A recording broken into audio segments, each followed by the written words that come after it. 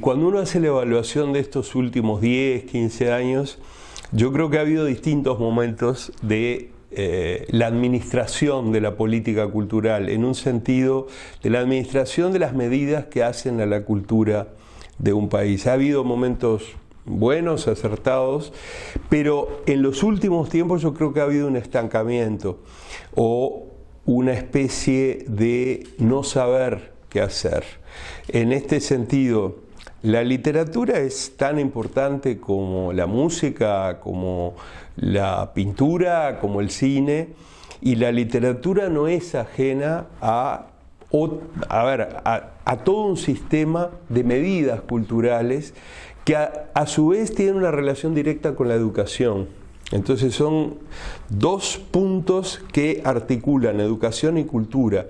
No porque haya un Ministerio de Cultura y Educación, sino porque en la vida cotidiana de un pueblo la cultura es parte de la educación y la educación promueve manifestaciones culturales de gran nivel, de mediano nivel o de bajo nivel. Y parece odioso hablar de niveles, pero hay niveles. La cultura de un pueblo tiene distinto espesor. Podemos tener una cultura pobre intelectualmente, pobre creativamente. Podemos tener una cultura media o mesocrático, podemos tener y aspirar a una alta cultura. Un país como Uruguay tiene una enorme tradición. Tenemos en pintura a un Figari, para nombrar a alguien relativamente cercano, y puedo nombrar muchos más. Tenemos en literatura nada menos que a Onetti, Premio Cervantes, a Benedetti, a Juana Ibarburu.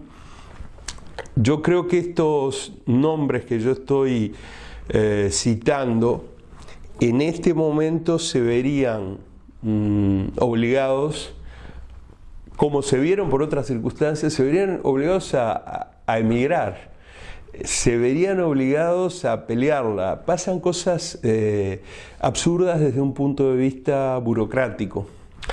Yo creo que que hay que ser sincero y tener una mirada crítica sobre esas medidas culturales que de pronto dejan de lado creadores, como pudo haber sido en su momento Cabrerita, como pudo haber sido en su momento Onetti.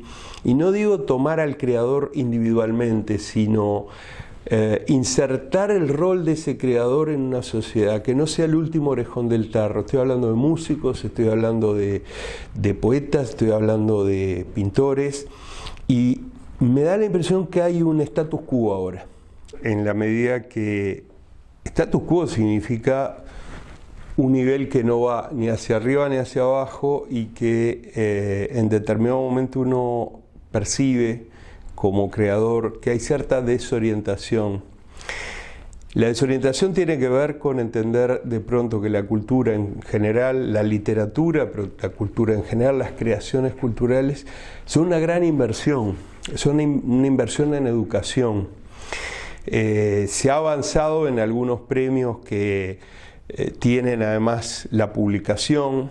Se ha avanzado en algunos estímulos a los creadores, pero por ejemplo el Uruguay no ha comprendido que un creador de literatura, de música, de cine, tiene que estar en el mundo.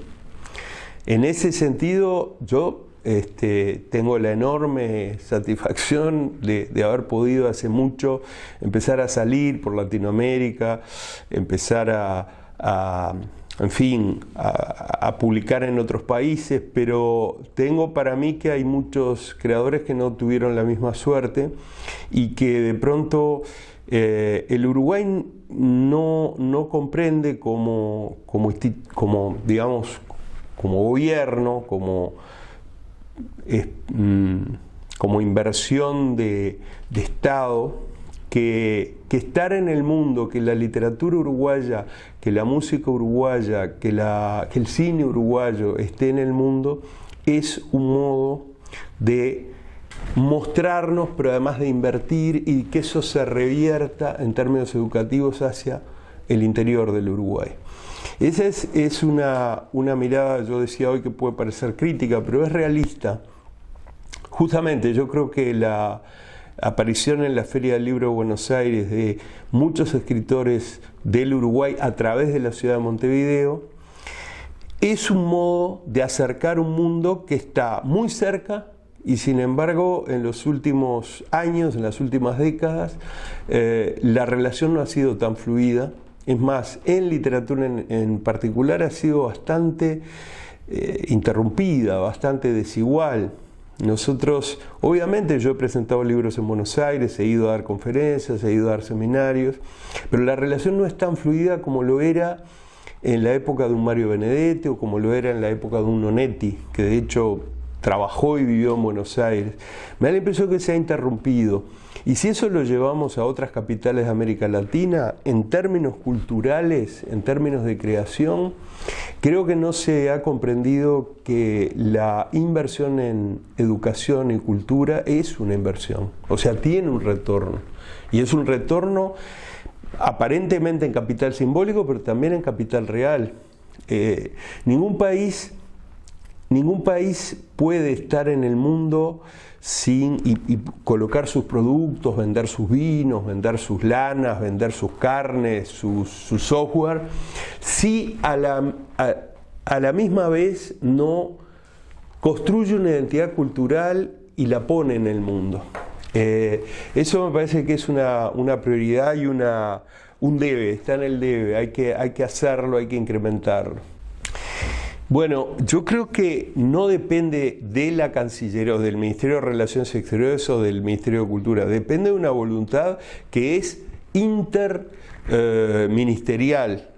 Yo hace muy poco, en este momento estoy invitado a un festival en Chile y entonces los organizadores hicieron su gestión.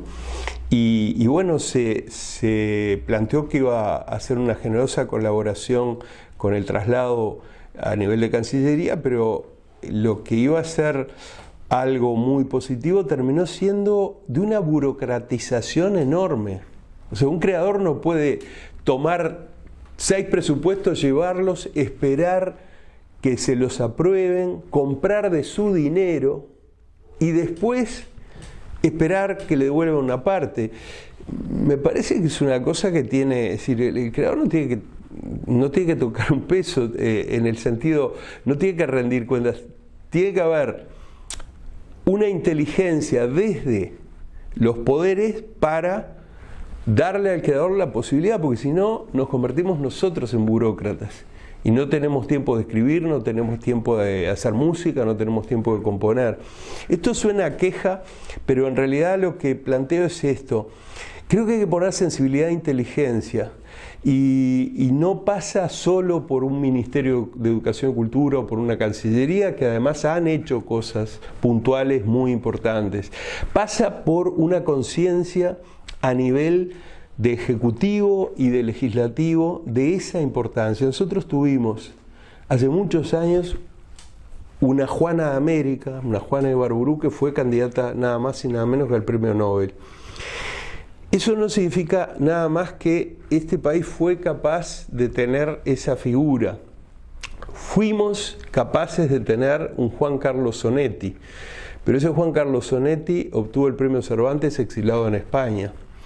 Entonces, yo creo que es hora de poner los puntos en la prosecución de una gran agilidad. Los creadores no tienen que ser los gestores y administradores de sí mismos, porque eso a la larga hace que los que son buenos gerentes se administran, pero de pronto son en su creación no tan buenos hacedores de cultura.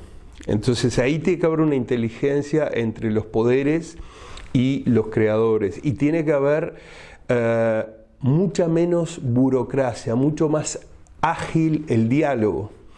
A mí me da la impresión a veces que ciertos funcionarios muy respetables entienden que la cultura es un adorno, una suerte de florcita que se pone en medio de la sala, o una frutilla, o como dicen en Centroamérica, una cereza que se pone en el pastel, como dicen en Centroamérica. Y no, la cultura es algo mucho más profundo.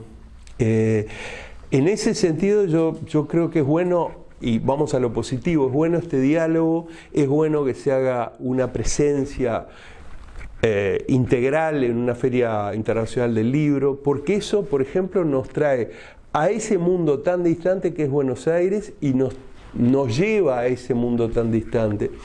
Esto se podría repetir, se podría hacer en distintas escalas, en distintos lugares del mundo.